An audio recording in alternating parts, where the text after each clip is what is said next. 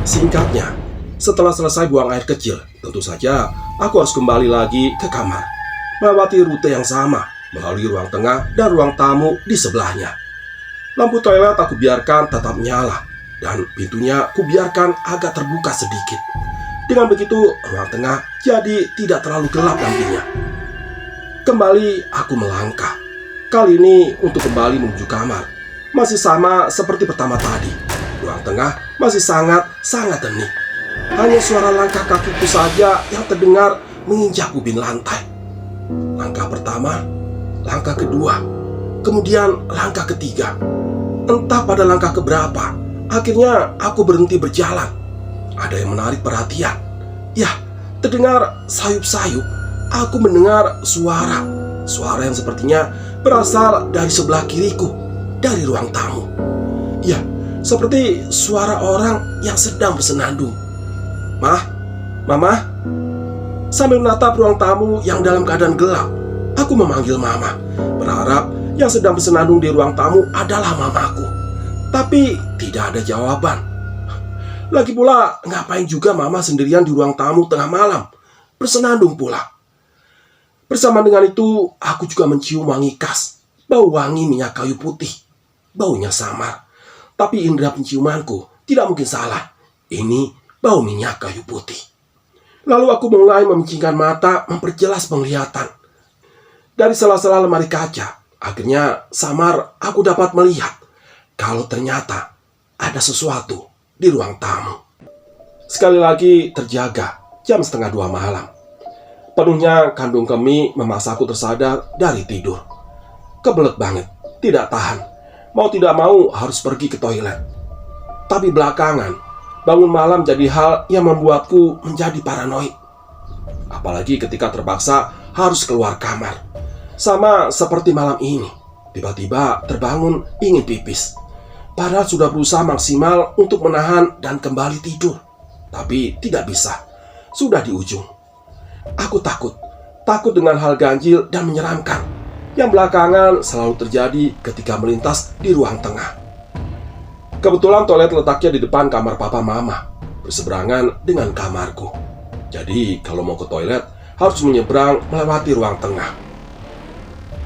Kami tinggal di rumah yang cukup besar sekali malah. Jadi ruang tengahnya juga besar. Dari kamarku membutuhkan sekitar 15 langkah untuk sampai ke toilet.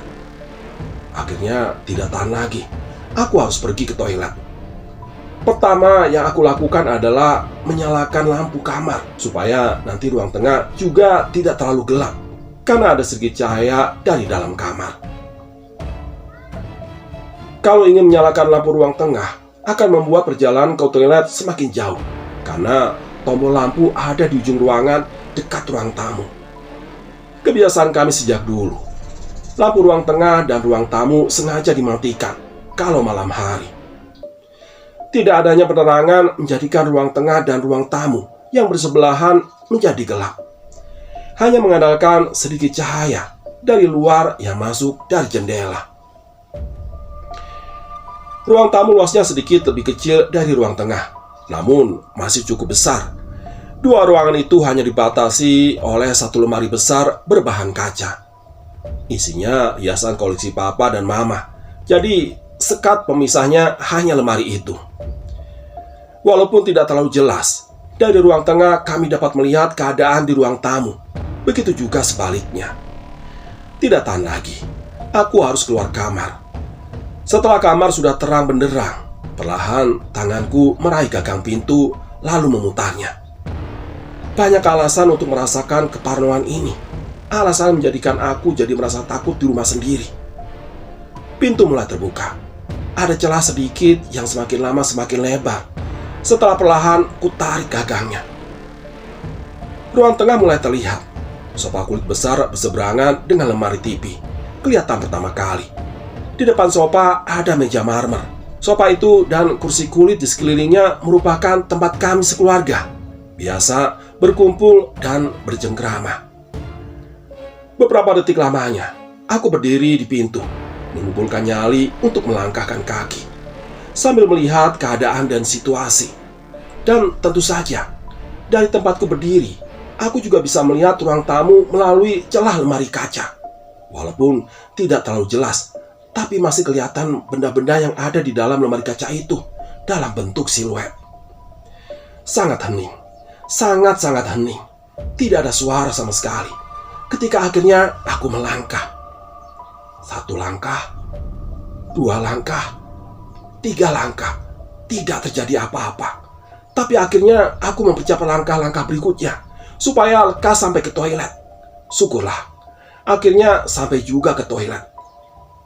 Singkatnya, setelah selesai buang air kecil, tentu saja aku harus kembali lagi ke kamar, melewati rute yang sama, melalui ruang tengah dan ruang tamu di sebelahnya. Lampu toilet aku biarkan tetap nyala. Pintunya aku biarkan agak terbuka sedikit. Dengan begitu, ruang tengah jadi tidak terlalu gelap nantinya. Kembali aku melangkah, kali ini untuk kembali menuju kamar. Masih sama seperti pertama tadi. Ruang tengah masih sangat-sangat hening. Hanya suara langkah kakiku yang terdengar menginjak ubin lantai. Langkah pertama, langkah kedua, dan langkah ketiga. Entah pada langkah keberapa, akhirnya aku berhenti berjalan. Ada yang menarik perhatian. Ya, sayup-sayup aku mendengar suara. Suara yang sepertinya berasal dari sebelah kiriku dari ruang tamu. Ya, seperti suara orang yang sedang bersenandung. Mama. Sambil menatap ruang tamu yang dalam keadaan gelap, aku memanggil Mama, berharap yang sedang bersenandung di ruang tamu adalah mamaku. Tapi tidak ada jawaban.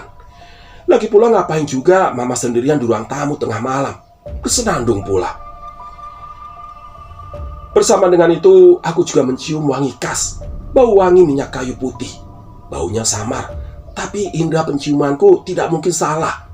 Ini bau minyak kayu putih.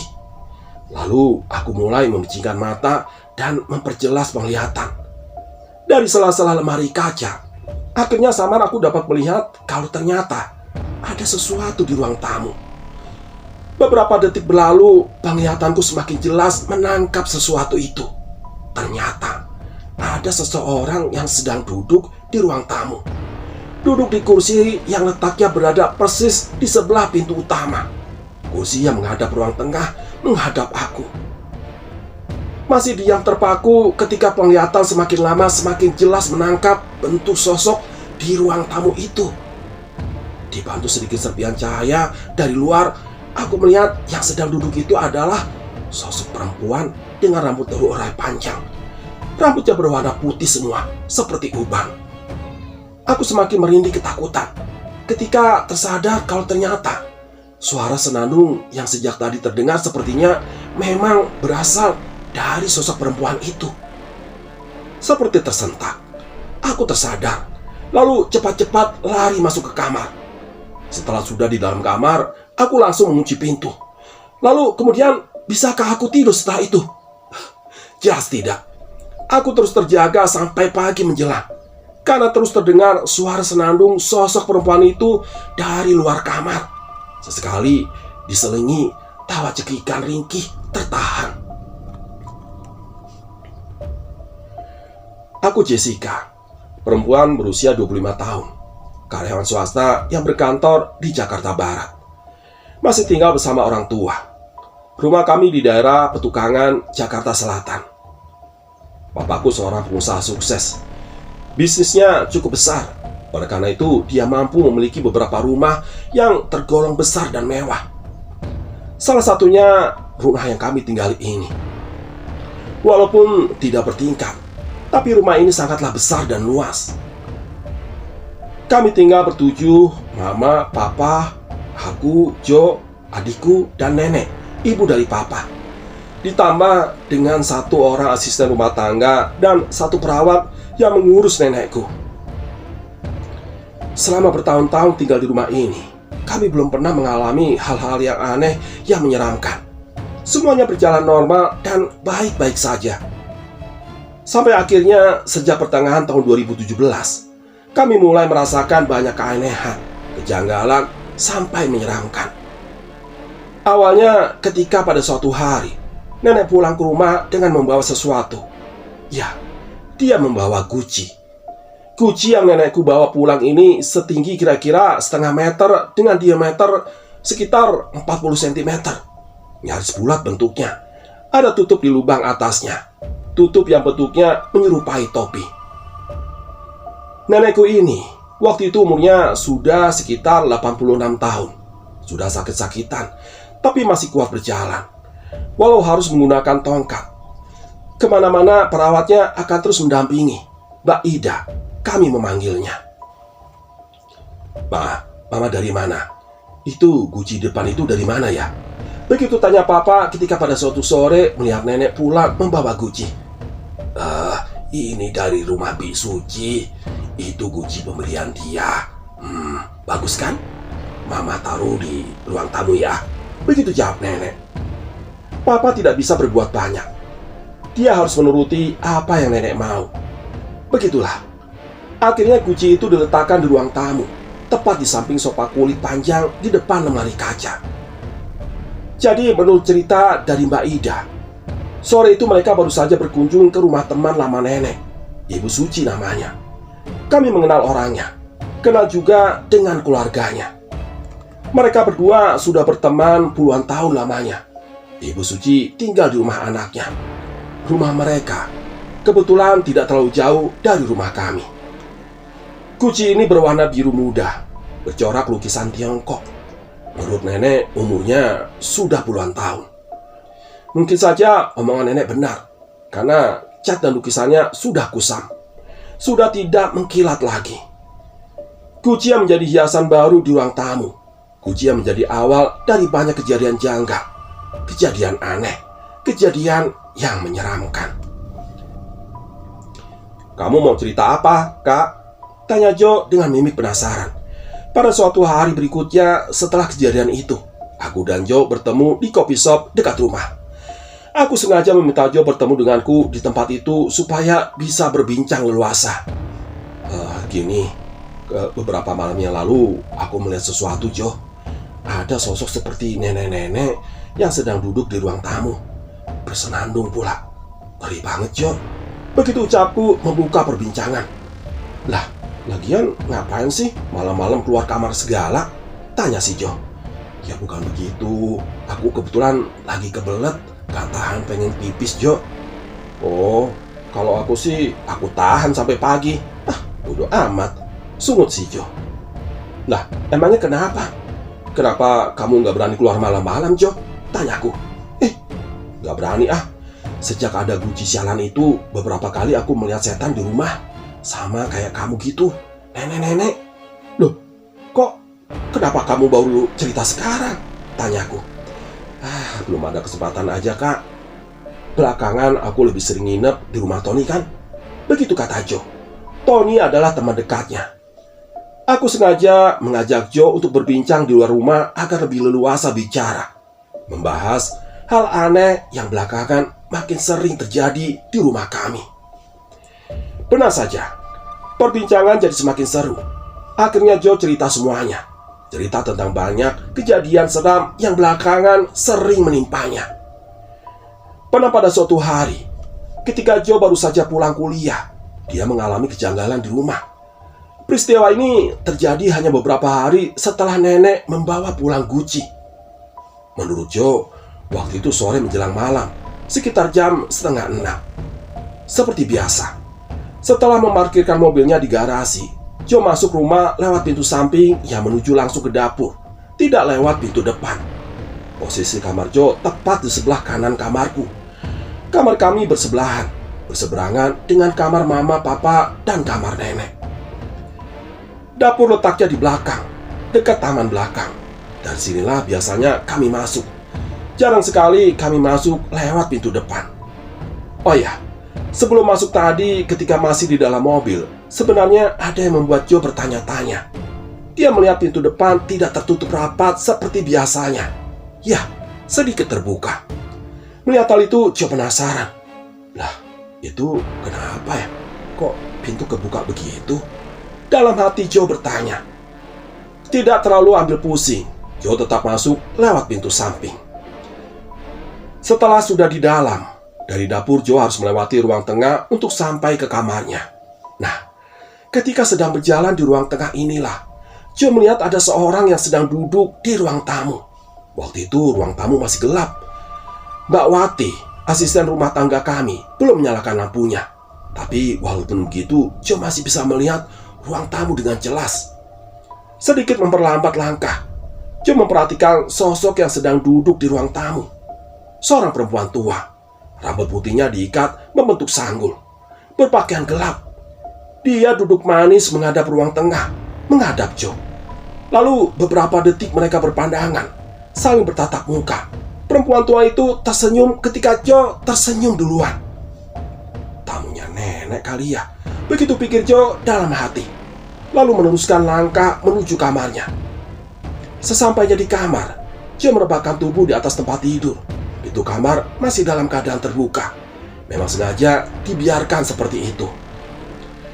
Tidak lama kemudian, sambil rebahan, Joe mengernyitkan dahi.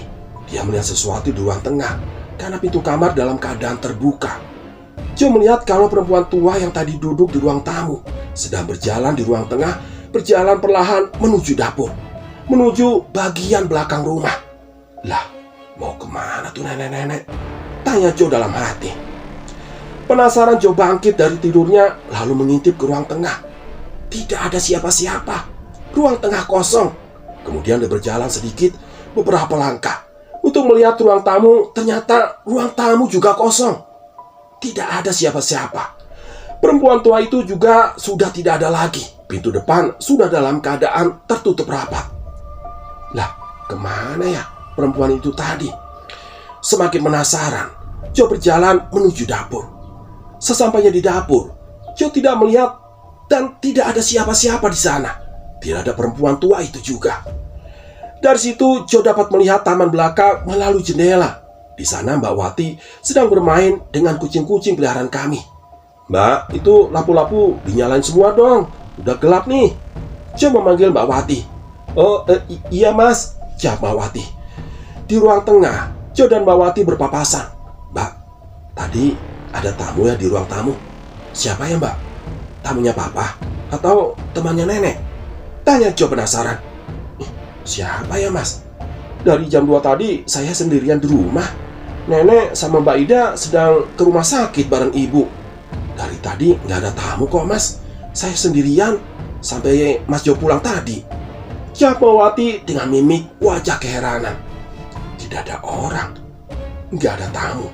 Lah, lalu siapa ya perempuan tua yang Joe lihat tadi? Banyak pertanyaan berkecamuk di benak Joe. Halusinasi? Sepertinya tidak mungkin. Karena jelas-jelas Joe bertatapan dan saling melempar senyum dengan perempuan itu tadi. Aneh. Nah, terus ada lagi nih kak. 2 minggu atau 3 minggu kemudian ya, aku lupa deh pastinya, ada kejadian yang sangat menyeramkan. Masih di tempat dan waktu yang sama, Joe melanjutkan ceritanya. Kali ini mimiknya semakin serius. Kejadian apa lagi deh? Ayo cerita buruan, kataku. Aku semakin penasaran. Benang merah antara ceritaku dan cerita Joe semakin jelas kelihatan. Lalu dia mulai bercerita. Di hari itu Joe pulang malam. Seharian dia bergelut dengan kegiatan perkuliahan. Setelah itu nongkrong bersama teman-temannya sampai larut malam. Sekitar jam 12 tengah malam, dia sampai di rumah. Seperti biasa, Joe masuk lewat pintu samping, melalui dapur, lalu ke ruang tengah, baru kemudian sampai ke kamarnya. Dapur dan ruang tengah sudah dalam keadaan gelap. Hanya sedikit cahaya dari luar yang menyelusup masuk memberikan serpihan sinar redup. Sudah sangat lelah, Joe berniat untuk langsung masuk ke kamar dan tidur. Tapi ketika sudah berada di ruang tengah, Joe berubah pikiran. Dia berniat untuk ke toilet dulu, mau sedikit membersihkan badan dan buang air kecil. Seperti yang sudah aku ceritakan di awal tadi, letak toilet berada di antara kamar papa, mama, dan kamar nenek. Ya, akhirnya Joe berbelok arah menuju toilet. Kebiasaan kami, lampu toilet selalu dalam keadaan mati bila sedang tidak digunakan. Tapi malam itu ada yang berbeda. Joe melihat kalau lampu toilet menyala, kelihatan dari lubang angin di atas pintu. Ditambah, Joe juga tiba-tiba mendengar suara gemercik air jatuh ke lantai, seperti keran air yang dalam keadaan terbuka. Tapi hanya sebentar, kemudian suaranya hilang. Siapa yang ada di toilet ya? Tanya Joe di dalam hati. Kak, Joe memanggilku. Dia pikir aku yang sedang berada di dalam toilet, tapi tidak ada jawaban. Papa dan Mama punya toilet sendiri di dalam kamarnya. Mereka hampir tidak mungkin menggunakan toilet ini. Kebetulan juga waktu itu Nenek dan Mbak Ida sedang menginap di rumah Om Pendi, adiknya Papa. Sudah beberapa hari Nenek menginap di sana. Jadi Joe mengambil kesimpulan kalau yang sedang ada di dalam toilet adalah aku. Tapi ya itu tadi, tidak ada jawaban ketika Joe coba memanggil. Kemudian kata Joe, suasana menjadi sangat hening. Yang tadinya terdengar suara gemercik air tiba-tiba menghilang. Sangat sepi. Masih belum merasakan keanehan, Joe akhirnya membuka pintu toilet. Dan ternyata toilet kosong. Tidak ada orang. Tapi lantainya basah seperti baru saja ada yang menggunakan. Joe pikir, sepertinya aku yang baru menggunakan toilet. Ya sudah, dia langsung menyelesaikan niatnya, bebersih dan buang air kecil. Setelah selesai, Joe keluar kamar mandi, lalu hendak menuju kamarnya. Tapi di depan kamar mandi, Joe kembali terdiam. Ada sesuatu, indera penciumannya menangkap bau khas, wangi minyak yang khas. Joe mencium wangi minyak kayu putih. Baunya masih samar, tapi dia sangat yakin kalau itu benar-benar bau minyak kayu putih. Siapa yang pakai minyak kayu putih malam-malam gini ya? Joe bertanya-tanya, tapi setelahnya dia lanjut melangkah menuju kamar. Belum juga sampai ke kamar, langkah Joe kembali terhenti tepat di ruang tengah karena dia mendengar sesuatu. Trak, trak, trak. Kira-kira seperti itu bunyinya. Terdengar pelan, tapi Joe yakin kalau suara itu berasal dari ruang tamu di sebelah kirinya. Trak, trak. Bersama dengan suara, wangi minyak kayu putih itu terus tercium dan semakin menyengat. Entah apa yang ada di pikiran Joe saat itu. Rasa penasaran mengalahkan segalanya. Lalu dia melangkah menuju ruang tamu, mencari tahu suara apakah itu gerangan. Trak, trak, trak. Suara yang terus terdengar konstan mengiringi Joe yang melangkah perlahan. Semakin dekat ke ruang tamu, semakin kuat suara itu terdengar. Semakin menyengat juga bau minyak kayu putihnya. Ruang tamu dalam keadaan gelap, tapi Joe masih bisa melihat dengan jelas, dibantu sedikit cahaya dari lampu halaman. Akhirnya, dia sampai di antara ruang tengah dan ruang tamu, berdiri di samping lemari kaca yang menjadi batas dua ruangan besar itu. Trak, trak, trak.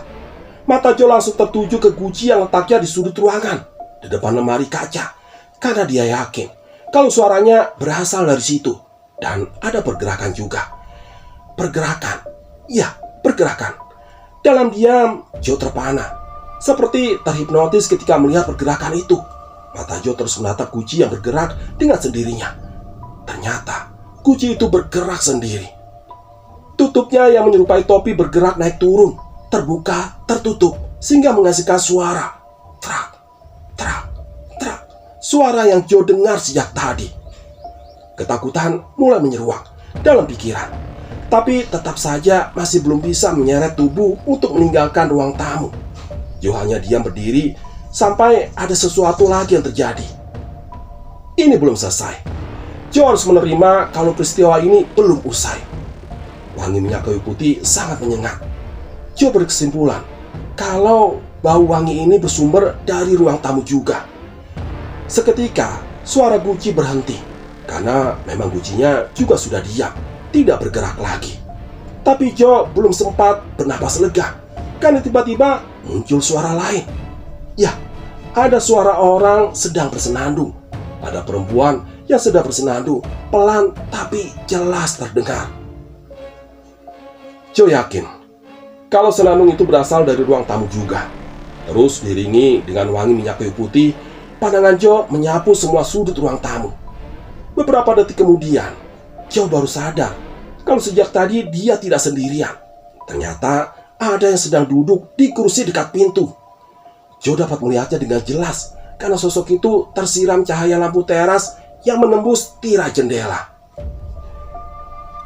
Sosok perempuan tua, rambut putihnya tergerai panjang, menjuntai nyaris menutupi seluruh tubuhnya. Tidak bisa menjerit, sesak untuk bernapas. Joe gemetar memandang wajah pucat perempuan itu. Ternyata benar. Dia bersenandung sambil terus tersenyum kepadanya, juga bergoyang pelan ke kanan dan ke kiri. Sungguh pemandangan yang sangat menyeramkan. Cukup lama Joe terdiam memperhatikan semuanya, sampai akhirnya dia seperti tersadar. Lalu perlahan bisa menggerakkan kaki untuk melangkah mundur, meninggalkan ruang tamu, lalu berlari masuk ke kamarnya. Di dalam kamar, Joe menutup pintu rapat-rapat dan menguncinya. Selesai? Ternyata belum. Sepanjang malam, sama sekali tidak bisa tidur. Dari dalam kamar, dia terus-terusan mendengar suara senandung perempuan itu dengan bau wangi minyak kayu putih yang samar masih tercium. Sepertinya dia berjalan bolak-balik di depan pintu. Berarti di depan pintu kamarku juga. Demikian suara misteri kali ini. Sampai ketemu lagi di suara misteri berikutnya. Terima kasih. Assalamualaikum warahmatullahi wabarakatuh.